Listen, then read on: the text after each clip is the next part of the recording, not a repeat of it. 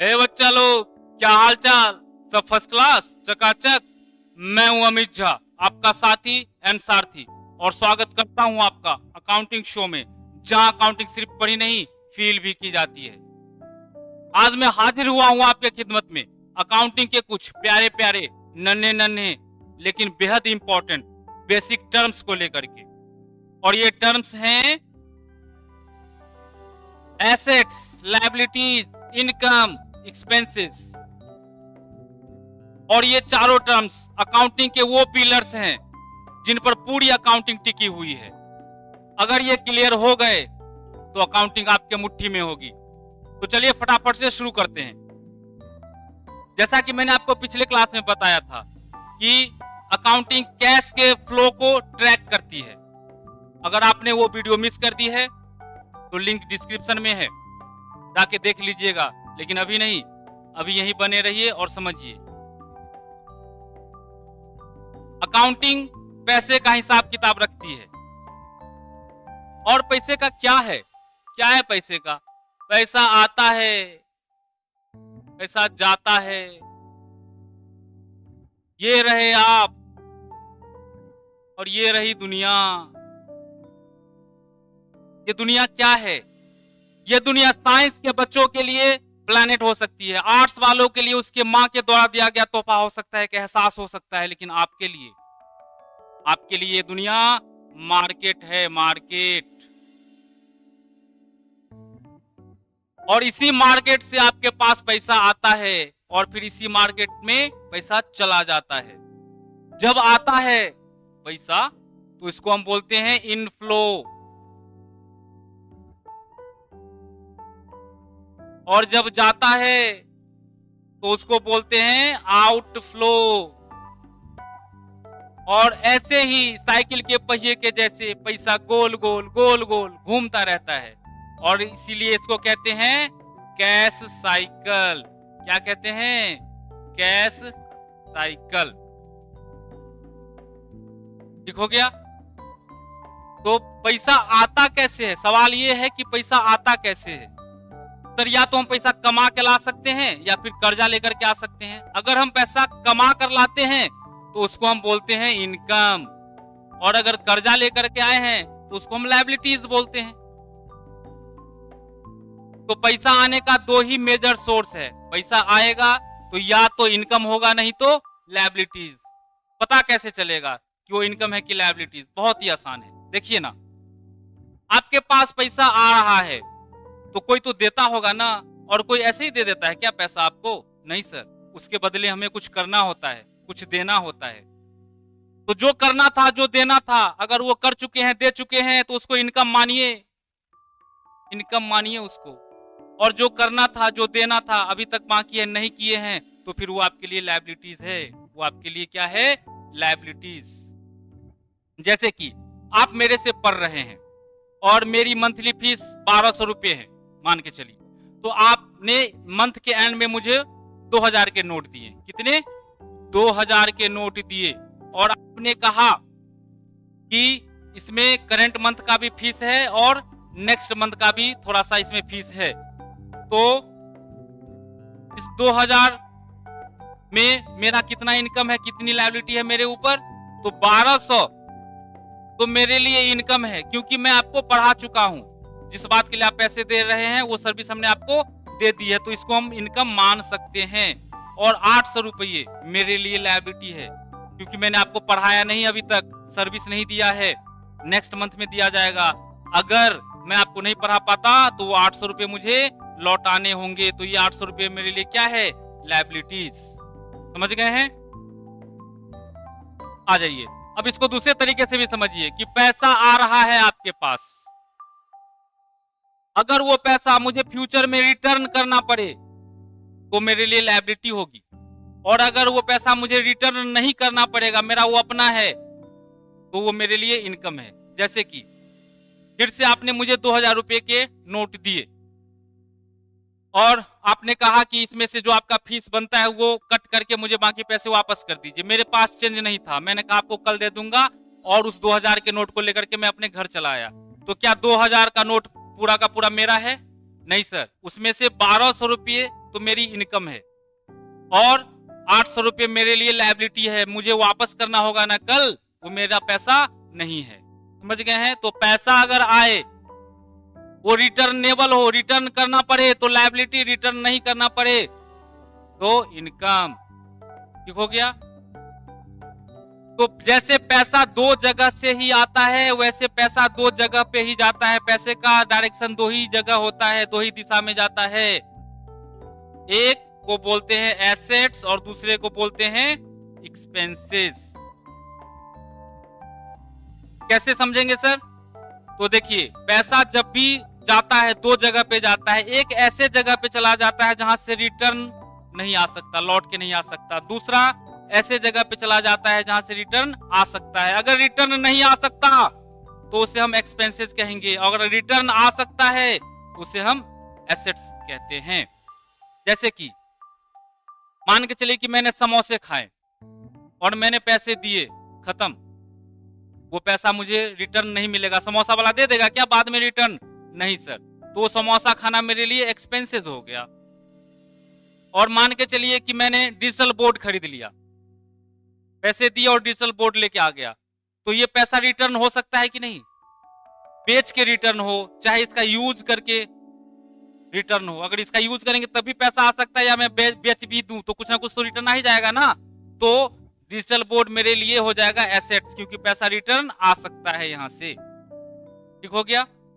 आप इसको दूसरे तरीके से समझिए कि पैसा आप किसी को दे रहे हैं, जा रहा है आपके पास से पैसा, तो क्या आप पैसा ऐसे ही किसी को दे देते हैं क्या? नहीं सर, उसके बदले तो मुझे कुछ चाहिए, कुछ मजे चाहिए, कुछ बेनिफिट चाहिए। तो आप पैसे दे रहे हैं और उसका बेनिफिट अगर आप उठा चुके हैं, बेनिफिट आपको मिल चुका है, तो एक्सपेंसेस, और बेनिफिट उठाना बाकी है, फ्यूचर में आप बेनिफिट उठाएंगे उसका, तो एसेट्स। जैसे कि मैंने रेंट दिया, तो मैंने रेंट दिया तो उसका बेनिफिट मुझे आगे भविष्य में मिलेगा क्या? नहीं सर, मैंने स्पेस का यूज किया, मजे किए, रेंट दिया, कहानी खत्म, उसका कुछ भी फायदा मुझे आगे नहीं मिलने वाला है। तो रेंट मेरे लिए क्या हो गया? एक्सपेंसेस, खर्चा। और मान के चलिए कि मैंने बिल्डिंग ही खरीद ली, तो बिल्डिंग का बेनिफिट तो मुझे आने वाले कई वर्षों तक मिलता रहेगा, तो बिल्डिंग मेरे लिए हो गया एसेट्स। पैसा गया और उसका बेनिफिट अगर हम उठा चुके हैं तो एक्सपेंसेस, फ्यूचर में कोई बेनिफिट नहीं मिलने वाला है, एक्सपेंसेस, और उठाना बाकी रह गया है, उठाने वाले हैं फ्यूचर में बेनिफिट, तो हमारा होता है एसेट्स। ठीक हो गया? तो पैसा आने का दो सोर्स होता है और पैसा दो ही डायरेक्शन में जाता है, दो ही जगह पे जाता है।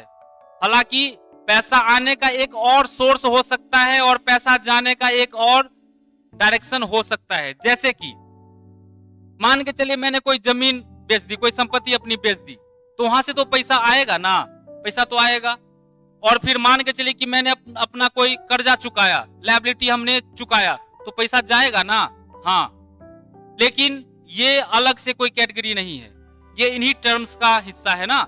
तो हम कह सकते हैं कि कितना भी कोई भी ट्रांजैक्शन हो उसमें चार टाइप के ही अकाउंट होंगे: इनकम, लायबिलिटी, एसेट्स और एक्सपेंसेस। ट्रांजैक्शंस में जो भी अकाउंट इन्वॉल्व होते हैं उनका नेचर यही चार हो सकता है। याद रखिए कौन से, इसको हम लिख देते हैं ऐसे, रियल, यही चार। Real are for revenue, revenue, income को ही रेवेन्यू भी बोलते हैं, एक ही बात है। E for expenses, A for assets, L for liabilities. यही चारों पिलर हैं अकाउंटिंग के, इसी पे अकाउंटिंग टिकी हुई है। तो ये टर्म्स समझना, इनकी पहचान करना आपके लिए बहुत जरूरी है। वैसे तो मैंने आपको ये बता ही दिया है कि कैसे पहचान करना है, लेकिन फिर भी सेफ्टी के लिए इन चारों का एग्जाम्पल का एक हम आपको लिस्ट भी बता देते हैं, कोई दिक्कत नहीं है, आ जाइए। जिसमें सब पहला है हमारा एसेट्स। एसेट्स संपत्ति किसको कहते हैं? तो assets are the resources owned or controlled by a business that have economic value and are expected to provide future benefits. क्या कह रहा है ये? कि एसेट्स एक रिसोर्स होता है जो बिजनेस का खुद का होता है, अपना होता है, या फिर उसके कंट्रोल में होता है। कोई भी चीज अगर वो अपना है, खुद का है, ओन, तो है ही, लेकिन अगर अपना नहीं भी है फिर भी उस पर अगर हमारा नियंत्रण है, कंट्रोल है, वो भी हमारा एसेट्स कहलाएगा। तो एक संसाधन होता है जिसपे बिजनेस का स्वामित्व होता है या उस पर उसका नियंत्रण होता है, और जिसका कोई आर्थिक मूल्य हो और जहां से फ्यूचर में आर्थिक लाभ मिलने की आशा हो, अपेक्षा हो, उसको हम कहते हैं एसेट्स। सिंपल वर्ड में क्या लिखा हुआ है जो हमने आपको पीछे समझाया है कि assets are the result of outflow made in such a way that is expected to come back with future benefits. Cash का एक ऐसा आउटफ्लो, पैसा जाता है इसमें, कैश का एक ऐसा आउटफ्लो जो हमें फ्यूचर में बेनिफिट दे, वो फ्यूचर में रिटर्न आ सके वो पैसा, तो उसको हम बोलते हैं एसेट्स। डेफिनेशन तो ठीक है सर, एग्जांपल आपके लिए इंपॉर्टेंट है ज्यादा। तो देखिए एसेट्स का क्या एग्जांपल है। एसेट्स का क्लासिफिकेशन वैसे बहुत तरीके से किया जा सकता है फिलहाल। एक होता है करंट एसेट्स, दूसरा होता है नॉन करंट एसेट्स। अब ये सब क्या होता है इतना डिटेल में हम अभी नहीं जा रहे हैं, बस आप एक लिस्ट देख लीजिए और बाकी सब चीज एक एक करके हम आगे धीरे धीरे सब कुछ डिटेल में समझने वाले हैं। तो क्या क्या है लिस्ट में देख लीजिए। Cash bank, stock inventory, debtors, bills receivable, prepaid expense, accrued income, सब बताया जाएगा आपको धीरे धीरे ये सब क्या होता है। Land and buildings, plant and machinery, furniture, fixture, equipments, investment, goodwill और भी बहुत सारा एसेट्स हो सकता है। तो आप इसका एक बार स्क्रीनशॉट ले लीजिए और याद रखिएगा। आइए आगे। अब हमारा अगला है एक्सपेंसेस, खर्चा, व्यय। ये क्या होता है? तो expenses are the cost incurred or money spend to earn revenue. Revenue कमाने की लागत को हम एक्सपेंसेस बोलते हैं, खर्चा बोलते हैं। हम जो बिजनेस चला रहे हैं उसके चलाने के लिए चलाने की लागत को हम एक्सपेंसेस बोलते हैं, ऑपरेटिंग कॉस्ट को हम एक्सपेंसेस बोलते हैं। हम जो प्रॉफिट कमा रहे हैं उसको कमाने के लिए जो जो हम पैसा खर्चा करते हैं सब एक्सपेंसेस है। ठीक हो गया। सिंपल वर्ड में क्या है कि expenses are the result of cash outflow from which no future benefit are expected. वही बात कि कैश का एक ऐसा आउटफ्लो जिसका बेनिफिट मुझे नहीं मिलेगा, हम जिसका बेनिफिट उठा चुके हैं वो पैसा रिटर्न नहीं आएगा, उसको हम बोलते हैं एक्सपेंसेस।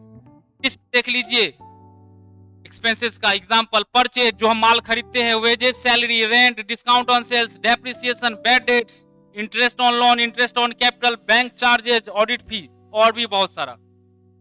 खर्चे का कोई अंत थोड़ी ना है, तो कितना लिस्ट बनाएंगे, बहुत सारा खर्चा होता है। लेकिन फिलहाल जो भी है उसको आप एक बार देख लीजिए, स्क्रीनशॉट ले लीजिए। आइए नेक्स्ट देख लेते हैं। नेक्स्ट है हमारा लायबिलिटीज, दायित्व। क्या होता है? Liabilities are the present obligation of a business arising from past events the settlement of which is expected to result in an outflow of resources। liabilities business का वर्तमान जिम्मेदारियां होती है जो किसी पिछले ट्रांजैक्शन एवं घटनाओं से उत्पन्न हुए हों और फ्यूचर में बिजनेस को अपने संसाधन या पैसे देकर के चुकाना पड़ता है, उसको हम बोलते हैं लायबिलिटीज। ओके। और सिंपल भाषा में कि liabilities are the result of cash inflow that has to be return or settled in the future.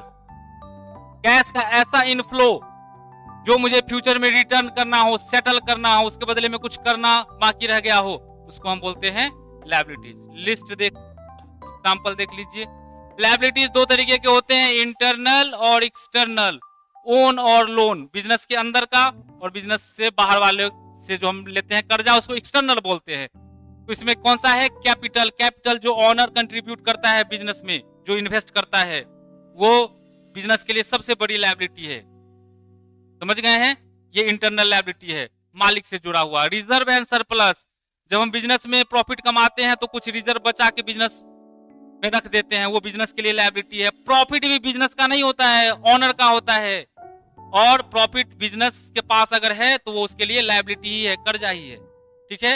और फिर बाहर वालों से जो हम लेते हैं, लोन फ्रॉम बैंक,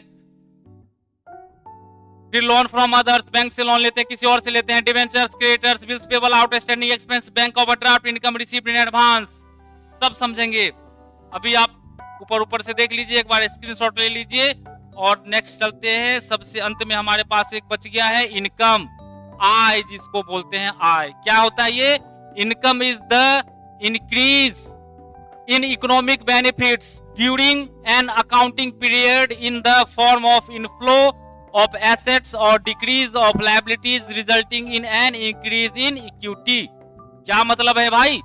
इनकम का मतलब है कि किसी अकाउंटिंग पीरियड के दौरान बिजनेस को होने वाले आर्थिक लाभ होता है जिससे बिजनेस की संपत्ति में वृद्धि होती है या फिर लायबिलिटीज में कमी होती है और अंततः ऑनर्स का फंड बढ़ता है। इंक्रीज इन इक्विटी मतलब ऑनर्स का फंड बढ़ता है। सिंपल वर्ड में वही है फिर से, income is the result of cash inflow that does not to be returned and whose obligation have already been settled. Cash का ऐसा इनफ्लो जिसे मुझे रिटर्न नहीं करना पड़े और जो ऑलरेडी सेटल्ड हो चुका है, जो करना था वो कर चुके हैं, तो हमारे लिए होता है इनकम। चलिए देख लीजिए आप एग्जांपल। सेल्स सबसे बड़ा इनकम, जो हम माल बेचते हैं। Discount on purchase, commission, fee received, interest on investment, interest on drawings, ये सारे इनकम है। और भी बहुत सारा हो सकता है, फिलहाल इतना आप ले लीजिए स्क्रीनशॉट। हो गया, आप समझ गए हैं एसेट्स क्या होता है। एग्जाम्पल भी आपने देख लिया, एक्सपेंसेस का भी, इनकम का भी और लायबिलिटी का भी। अगर आपने ये चारों टर्म्स समझ लिया है तो अब आपका बेस बन चुका है, अब आप रेडी हो चुके हैं जर्नल एंट्री सीखने के लिए। ठीक है, तो चलिए आज के लिए इतना ही। अच्छा लगा अच्छा तो दबा दीजिए ना लाइक सब्सक्राइब बटन। और कोई कंफ्यूजन हो, किसी तरीके का डाउट हो, कोई सजेशन हो तो निसंकोच कमेंट बॉक्स में लिख डालिए। और आइए तैयार होकर के जर्नल एंट्री सीखेंगे हम नेक्स्ट क्लास में। जय हो, शुभ हो, मंगल हो। Thank you so much.